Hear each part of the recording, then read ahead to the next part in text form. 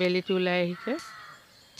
সুপ্ৰভাত বন্ধুসকল, বেলি ওলাই আহিছে আৰু তাৰ লগে লগে মই এটি ভিডিঅ' বনাই আপোনালোকক দুজোপা ঔষধি গছৰ গুণাগুণৰ বিষয়ে জনাই আছোঁ।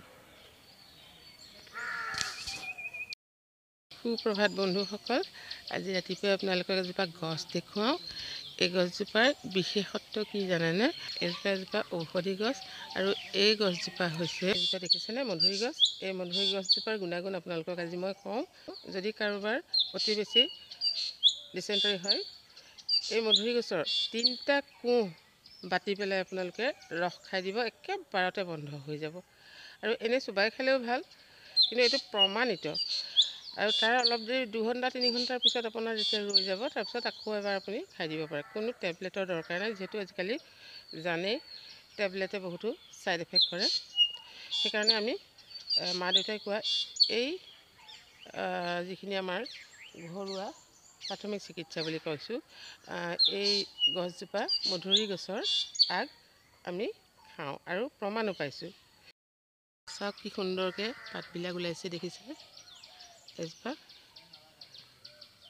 ধুনীয়া ধুনীয়া পাত ওলাইছে। এইজোপাটো জানে আপোনালোকে। এইফালে চাওক নৰসিংহজোপা, নৰসিংহৰো অতি কাম আছে। নৰসিংহজোপাৰ ইমানেই গুণাগুণ, চাওক ইয়াৰ এই আগ 3টা বাটি যদি ৰস অকণ খাই দিয়ে বা সৰু ল'ৰা ছোৱালীও খাই দিয়ে, যদি পেলুৱে অপকাৰ কৰে তৎক্ষণাতে ভাল হৈ যাব। আৰু পেটৰ অসুখ যদি কৰে, সৰু ল'ৰা ছোৱালী হওক ডাঙৰ হওক, ইয়াৰে এনেকুৱা আগ নি পেলাই বাটি পেলাই অকণমান এচামুচমান ৰস খুৱাই দিলে লগালগ ঠিক হৈ যায়। এইবিলাক আমাৰ মাহঁতে আগতে খুৱাই থৈ গৈছে, গতিকে আপোনালোকক মই আজি দেখালোঁ। লগতে আপোনালোকক নৰসিংহ গছৰো দেখুৱালোঁ। গতিকে ভিডিঅ'টি কেনে পালে জনাব। এয়া ৰাতিপুৱাৰ পৰিৱেশ, দেখিছেনে? আজি বহুত সোনকালে ভাত পানী হৈ গ'ল, আজৰি হৈ গ'লোঁ। সেইকাৰণে ভিডিঅ'টি আপোনালোকক ৰাতিপুৱাই আজি বনাই দি দিছোঁ। নেক্সট ভিডিঅ'ত লগ পাম। ধন্যবাদ।